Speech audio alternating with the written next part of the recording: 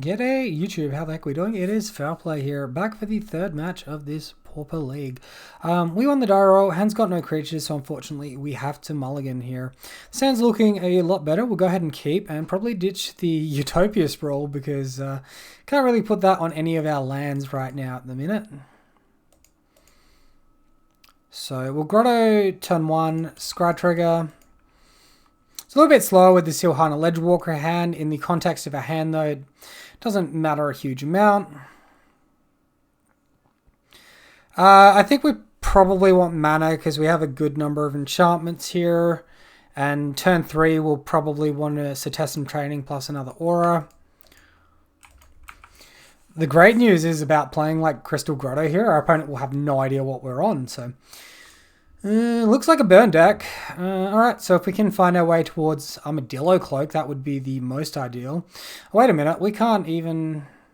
I'm a fool. We can't even cast this on turn 2. Alright, well, we really need to find mana now. I gotta wrap my brain around that. I think 2 lands. I think I can cast a 2 mana card. Alright, so that was probably a mulligan, this hand. Looks like our opponent's a little bit slow, so hopefully we get away with it. Shock to face, so more of a contemporary burn rather than Kildro Rebirth, and also Lava Spike's another card that tells us that. Alright, Forest, finally. Okay, let's throw down. And we could be like slightly late to the party here, but I think we probably get away with it. Just off the strength of Ethereal Armor, Rancor, and all of that good stuff. Alright, opponent's third turn, third mountain, 5 in hand. Skewer the Critics Hardcast. That's pretty good. I don't mind them spending tempo on that. So this seems pretty good. Grotto Scry 1. So we can hopefully scry to lifelink here. Oh, that's pretty good though. So if we're to Setessan Training... can go 1 Ethereal Armor. If we're to... sorry, Setessan Training there. Yeah, 1 Ethereal Armor here. If we Ethereal Rancor, that's 3, 6, 7, 8, 9 damage. We'll kill with Setessan Training on the following turn. I guess this could just go on the bottom. And then there's no real... priority to Setessan Training, I don't think. I think we want to do it this way because math. So this gets our opponent for exactly lethal, and they have to have like the 4th land drop and 3 3-mana burn effects, or sorry, 3 3-mana burn effects and 1 2-mana burn effect. So I think we get there. And we're really fortunate because we were very slow this game. And like, if we kept this hand on the draw as well, it would have probably been a loss. Oh my god.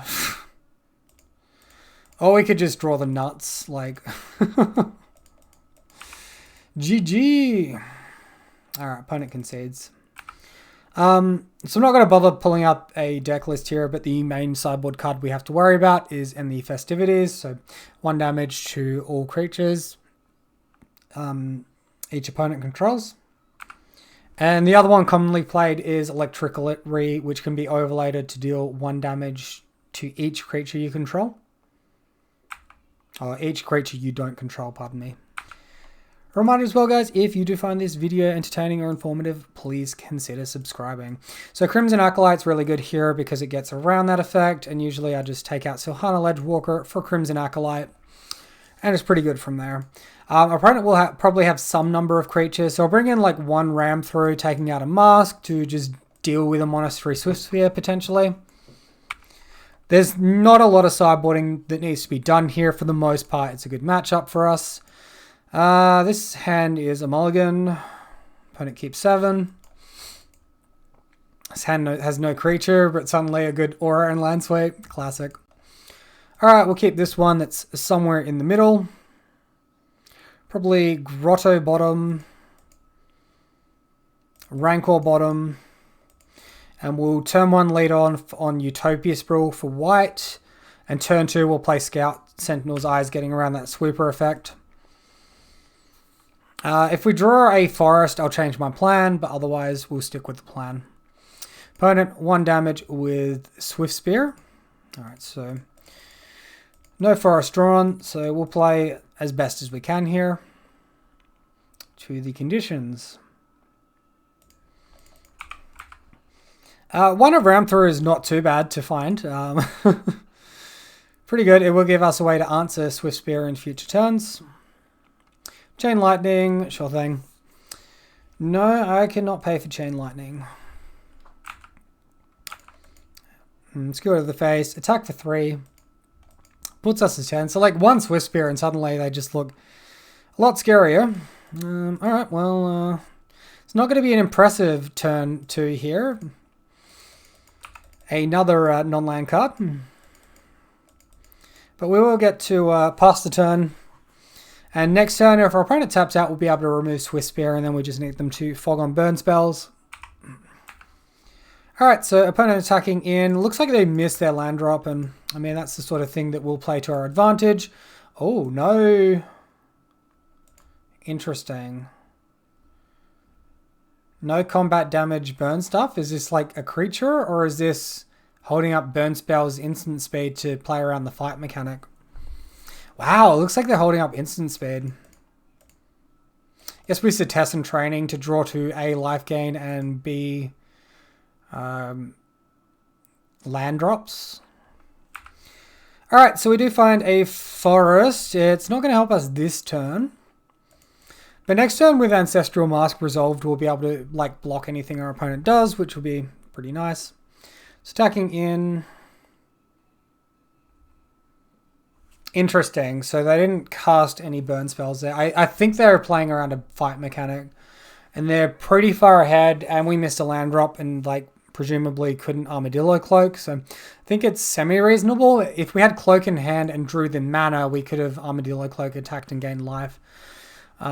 So probably the better play is to just not give it to us. Lava Spike, sure thing. There's like no world where we block and win the game, so we'll just not block. Our opponent could just be holding mana in hand and trying to like mind game us a little bit here. So shock to the face, 2 in hand still. We go to 1. Any burn spell. Each opponent and each creature. I mean, you should have done that pre-combat because it nets an extra damage. No matter, we have another match to get into this.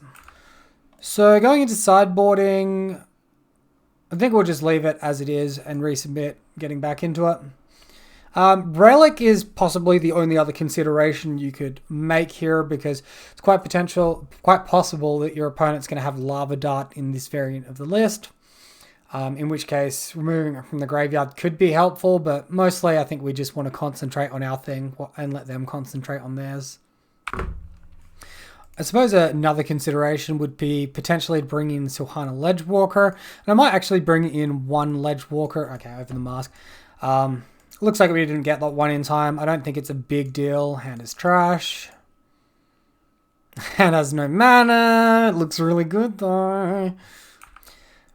Opponent keeping a 7. And guess we keep this. So we probably want to bottom our interaction a little bit here. I think we even bottom the Bogle and just keep Acolyte into Armadillo Cloak sort of thing. I think that's really strong. The fact we can cantrip turn 1 makes me want to do it. And, you know, we've got the white mana now. Yes! Paid off. Rewarded.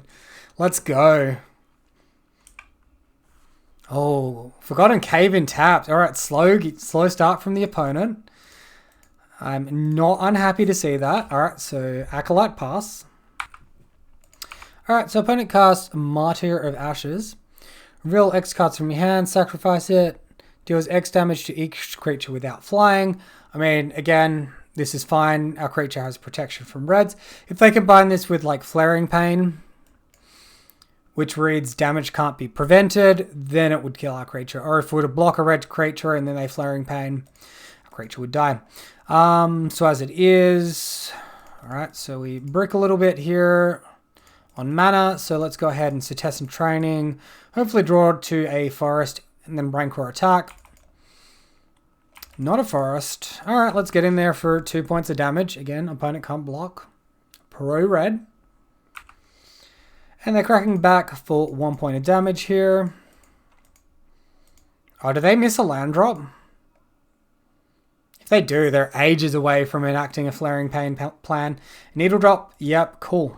That's fine.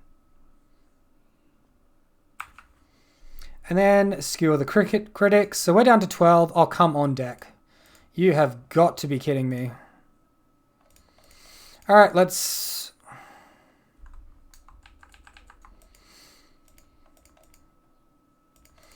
going to say go in here where our opponent can just pay 2 mana and kill our creature. I was wanting to leave the Bogle as a blocker, but I guess we're just on racing mode. We could also leave Acolyte as a blocker. The Warrior token is technically a blocker at the moment. God, our life total is so low. I think we're okay to attack, but I'm really going to regret this if we don't hit our land drop next turn. I would say our one saving grace was our opponent did miss their land drop, which means they're probably not going to be able to deal 12 points of damage to us this turn. But yeah, Rift Bolt on suspend, so that's pretty good for us.